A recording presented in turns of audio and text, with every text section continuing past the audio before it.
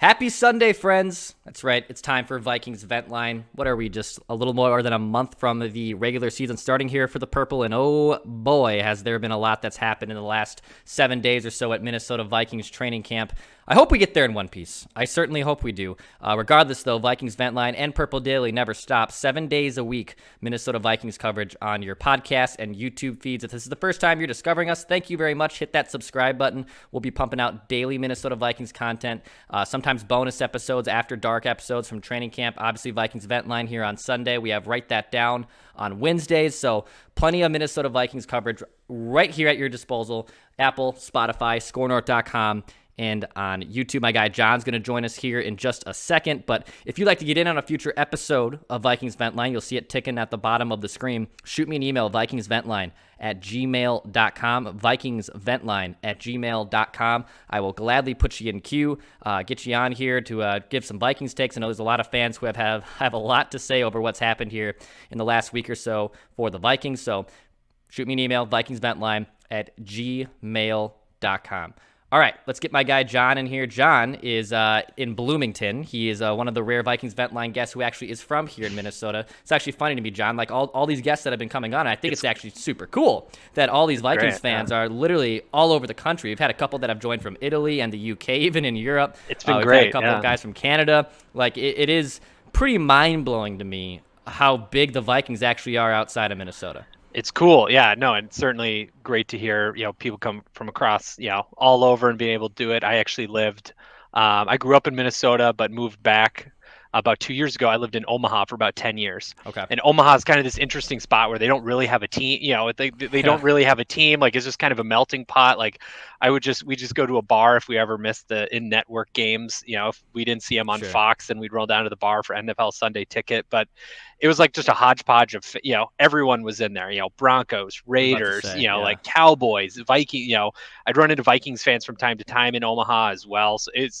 it was just kind of crazy being in one of those cities where you don't really have any allegiance, but it's just folks are all over the place. And even Omaha had some Vikings fans I'd run into at bars and stuff like that from time to time. Yeah, it would seem like my first guess, like in a state like Nebraska, obviously, I'm sure the Cornhuskers on Saturday, the whole state probably shuts down. And that's their religion. Yeah. Yeah, but then I would bet on Sundays, I would assume Broncos and like Vikings fans are probably like 1-2 in the state if you polled them, maybe like who would be your favorite Chiefs, NFL team? Yeah, Chiefs or Broncos is probably like number one, number two. Okay. And then I'd say Vikings are up there. All the kind of the whole NFC North is up there.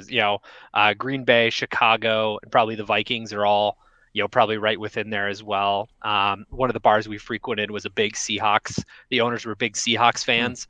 But I'd say for like largest contingent, probably like the Chiefs and the Broncos were kind of 1 and 2.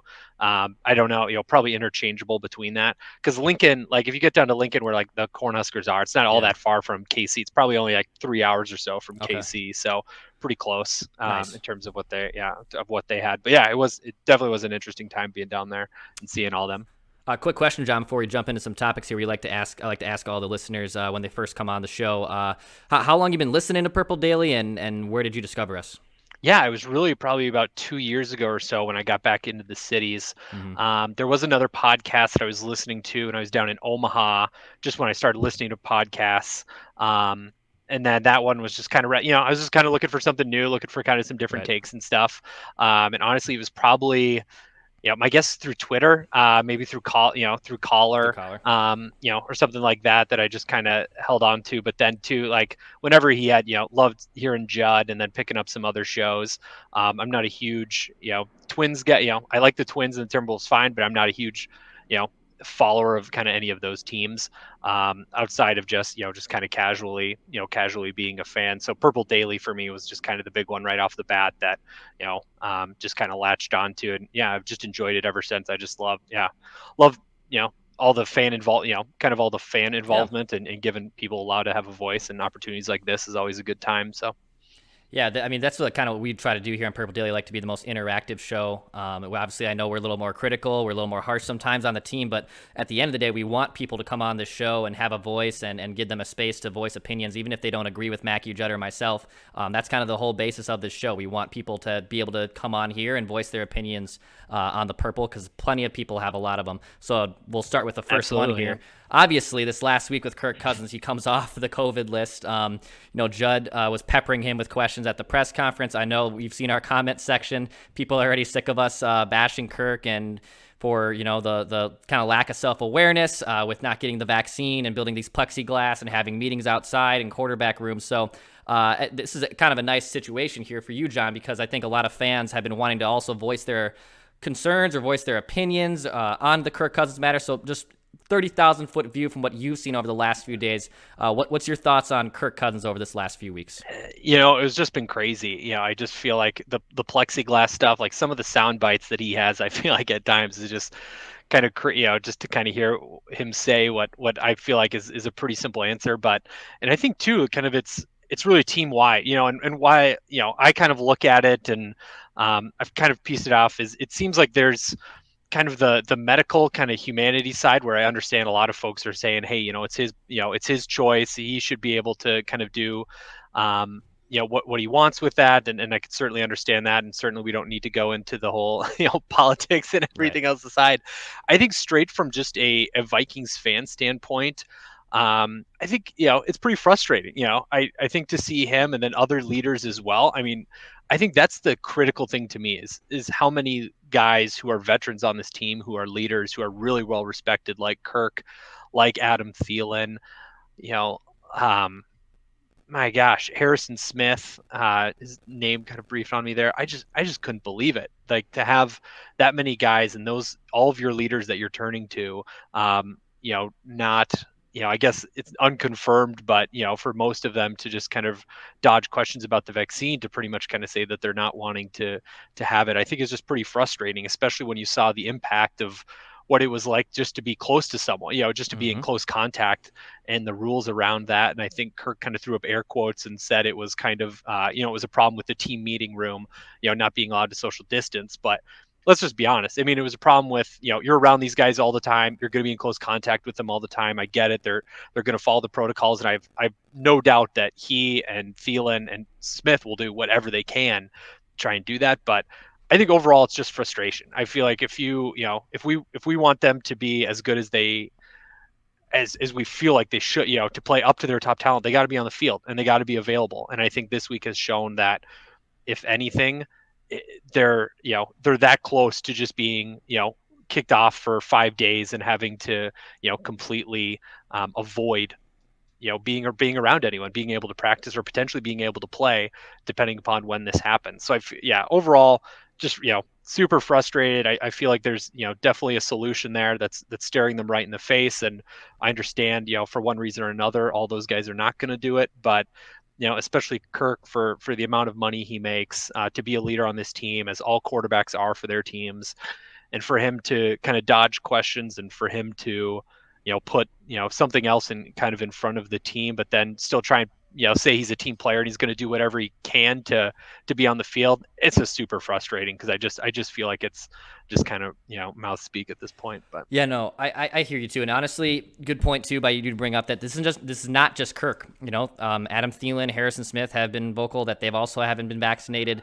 There's leaders on this team that are not vaccinated. It's not just the quarterback, and I know we've kind of singled out Kirk, and understandably, when you're the quarterback of the football team, you take the blame when things are going badly, and you get the praise when things are going all right. But yeah, it's 100% frustrating. And the Washington Post report that said they're the least vaccinated team in the NFL, and and putting just the political part of it aside, it just seems like a lot of people know these protocols are in place, and if you're not vaccinated, you can only do so many things. I thought Ryan Tannehill's quote for the Tennessee Titans last week was very, very telling, where he said, "Yeah, I did my research and I didn't want to get it, but then I realized it would be beneficial for me and my teammates if I received the vaccine."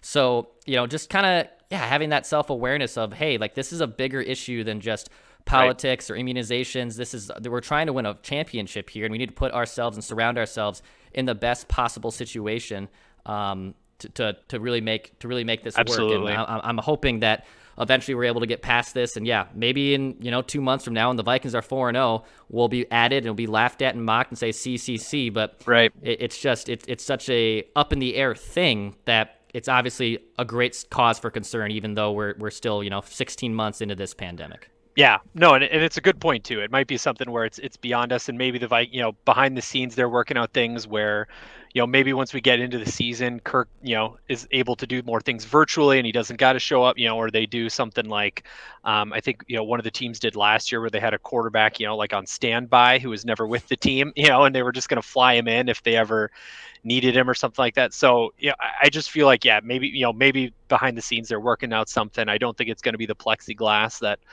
Kirk wants, but I do think there is going to be hopefully a light at the end of the tunnel where things are kind of past that, where maybe once they figure it out as well and we get down to the 53, maybe I think Kirk's has made it clear he's not going to change his mind, holding that hope that some of these other guys do as they continue to quote unquote do their own research. But to your point as well, we might get to a point in the season where they kind of get things figured out. They're not much as risk for close contact. It'll, even if they don't get vaccinated, that is, obviously there's a clear sign if they want to, but if they don't, maybe they're able to figure out a way where they can kind of make it work. So hopefully, and to your point, yeah, hopefully then it's just behind us and we're thinking about other things. So.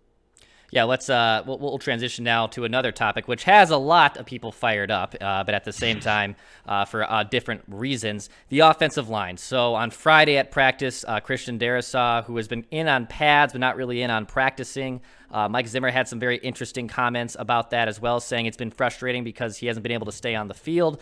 Kind of already not a good sign when your head coach is saying that about you and you're only 3 months into your NFL career. And now Dakota Dozier, Oli Udoh are getting first team reps. Wyatt Davis is also still not really even sniffing first or second team.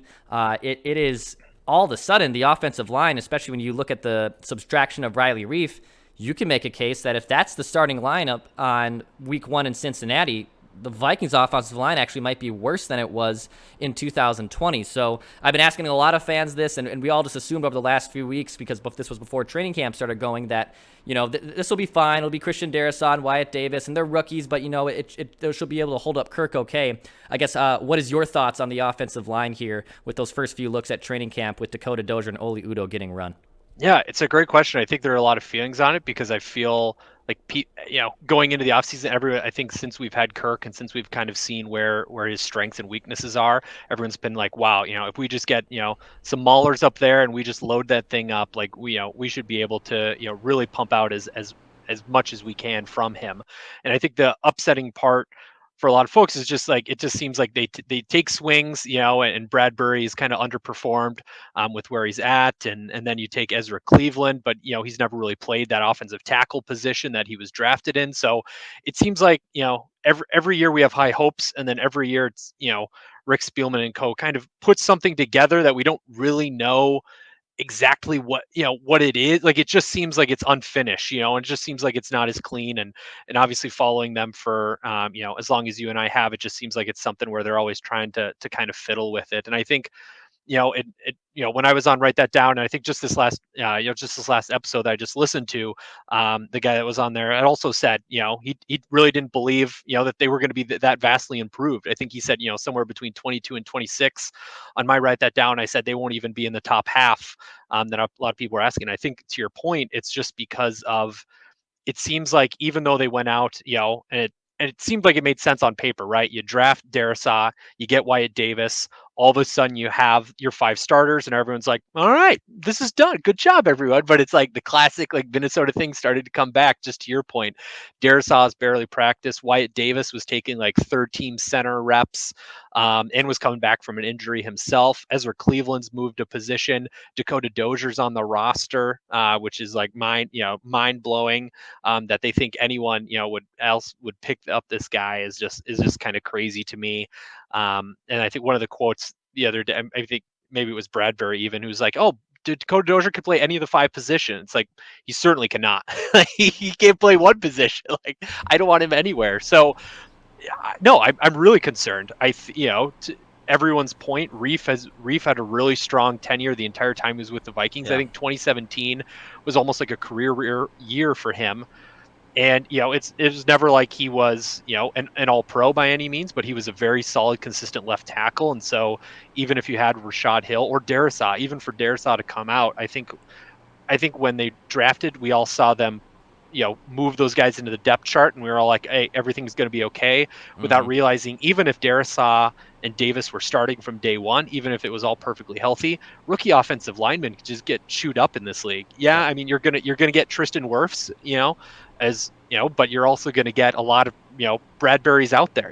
There's a lot more Bradburys, and there's a lot more guys that are maybe average than there are really superstars. So I think even in a perfect scenario, if those guys were super healthy, it still might be just an average O line. But if you're talking about playing Rashad Hill for many games, and maybe Oli Udo or Dozier at right guard if Davis can't get there, and still Ezra Cleveland still isn't playing his designated college position for what we drafted him for as a high draft pick as we did. He's moved positions now again, and Bradbury still is what he is, and I think O'Neal is still is solid. So you got kind of still 4 question marks really across the board there, which I think if you had any of us coming from last season, to still have 4 question marks here with, as your point at the beginning of the show, a month away, is pretty concerning. I feel like, just across the board. And so, yeah, I don't know. It's still a lot of questions. Yeah, it's not a good sign.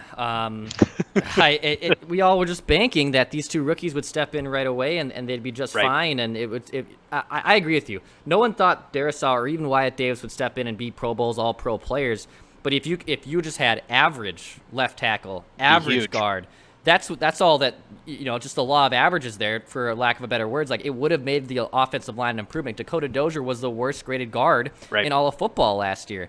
So you replace him with Wyatt Davis, who could literally be ranked 32nd among all this 62 active guards, or whatever, 64 active guards, how many there are Right. in a season, that you think, okay, the line will naturally be improved. It's not Right. going to be world beaters. They won't be the New England Patriots from back in the day, and they won't be Indianapolis Colts from Peyton Manning's days. But you thought that the offensive line, if you plug and play these rookies, it'd be a lot better. And Right. now that, like, we're inching closer and closer, like, Oli Udo, like, yeah, maybe we were all just waiting on him, and he could Right. be a stud, but I think we all know who Dakota Dozier is. Yeah. So We know. Yeah. why even give him first and second? Like, is Wyatt Davis that much far behind? I mean, he went to Ohio State. Those guys literally breed linemen. Yeah. It's baffling to me too, dude. I think you summed it up perfectly.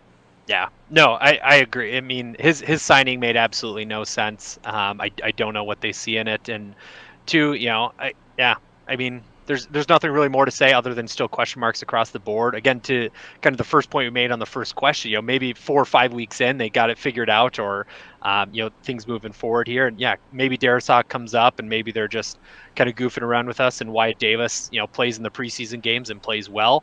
And then there's not as much question marks. And to your point, I mean, all we're asking for is average. I think an average offensive line with Kirk is, and then playing for, blocking for Dalvin as well. I think that opens up so many different things within this offense. To even get average, I feel like would just be a huge boon to this team, and to give Kirk a little bit more time, I think would be huge. So, and maybe they scrum it together and the line is still average, which would still be great. To our point, which would still be great. So opportunities are still there. They don't need to be the best offensive line in the league, but it's certainly, to what we're saying, still question marks here this close to the season. Absolutely. Let's transition to this third question here. Judd and I talked about this on Friday's episode on 4 Question Friday on Purple Daily, and we both went around and said, which player can the Vikings not afford to lose in 2021? I said Justin Jefferson, and by the way, I pre-recorded this show on Friday afternoon. And John, I'll drop a little bit of a breaking news bomb for you here.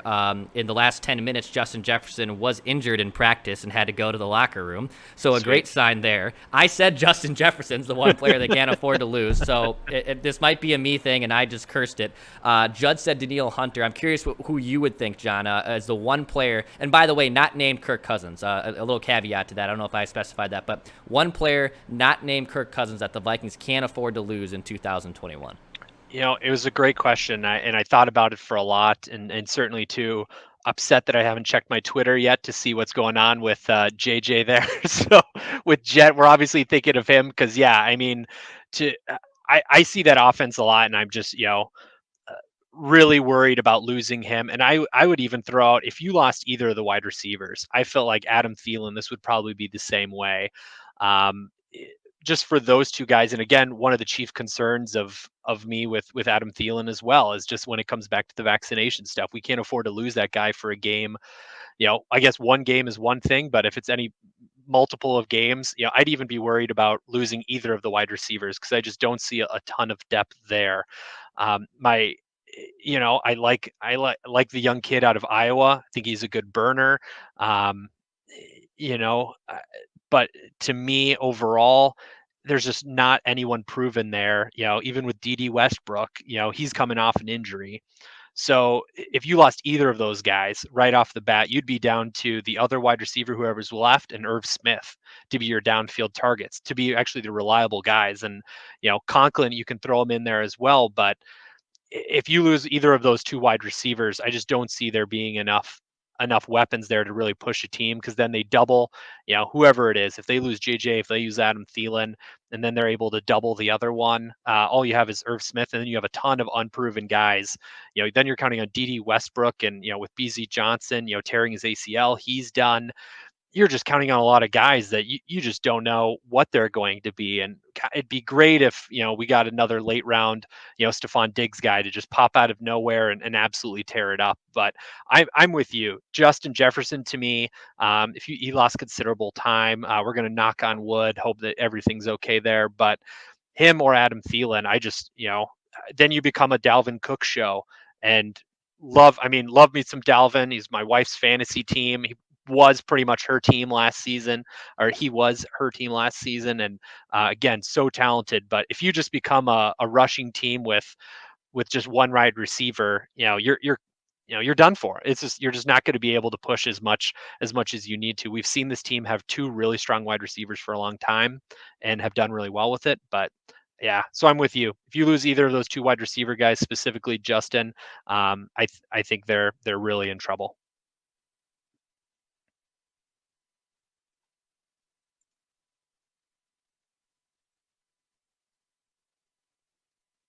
Oh, I can't hear you, Dex. There you go. Little Mike was muted there. I was saying that if you lose one of Thielen or Jefferson, and all of a sudden you have to rely on KJ Osborne, who's having a nice camp, D.D. Westbrook, who's still being eased into things. Yeah, Amir Smith-Marset. Who knows? It'd be awesome if he turns into Stephon Diggs. That's obviously a far-fetched thought process, but Justin Jefferson's the most explosive player on this offense, in my opinion. I think he is more explosive than Dalvin Cook. He's a wide receiver. He takes the top off the defense, and he literally makes the offense go. And he had such a strong rookie season from a wide receiver that we really haven't seen in such a long time that you think his career's ahead of him here, and this is maybe could be Randy Moss 2.0 and blah, blah, blah. But if you lose Jefferson or you lost Thielen, it could be a long season for the Vikings. So, John, one more question for you here. I've asked everyone this too at the end of each episode of Vent Line. After talking about Kirk, we just talked about offensive line. We even just talked about doomsday scenarios of players that could get injured. How many wins are you projecting this season for the 2021 Vikings? With the 17 game schedule, 10-6 used to feel like a really big achievement, but now with 17 games, for some reason 10-7 just like doesn't have as much ring, or it seems like it's closer to 500 than you'd want it to be. I think with Aaron Rodgers coming back, probably 10-7 is where I'd safely put them. Okay. I did bet when it first came out, I think the over under Vegas was like 8.5 or something like that. So I think I took that pretty quickly because I feel like they're definitely a nine win team, even if they struggle or even if there's some struggles there. But so I like them at 10-7, and hopefully that sneaks them in to the playoffs here. I think 10-7 is probably a good call here. I mean, that might be the ceiling if you're going to roll with this offensive line. I said 11-6 after the draft and into minicamp and whatnot. But if it's Oli Udoh, Dakota Dozier show, it's going to be it could be potentially a very, very long season for the Purple. So we'll have to wait and see. I'm still excited. Vikings football is coming back. We're a month away. Yeah. You and I were talking off, Mike. Yeah, the Twins, not really that interesting right now. We're waiting on the Wild and Wolves to make some type of move. We're a month away from the football season, and football never sleeps, and I can't believe it's already a month away. So we will get Vikings football, whether that's Kirk Cousins, whether that's Jake Browning. I don't know who's going to be there, or Dakota Dozier. Doesn't matter. Football will be back here in just about a month I'll watch on them. Yeah, Sundays. I'll watch whoever they suit up. That's for That's sure. right. We'll see who it is, but I'll watch whoever suits up. But yeah, it's exciting to be back. Even the preseason games, still fun to watch. Still fun to see some guys get out there. The undrafteds and everything like that. It's just good to turn the TV on and watch football again. Definitely. Yeah, man. Really appreciate you coming on, John. I usually give also a shout out. Is there a 60-second shout out? You can make one last take or shout someone out here before we wrap. Is there anyone you want to shout out to? Yeah, love it.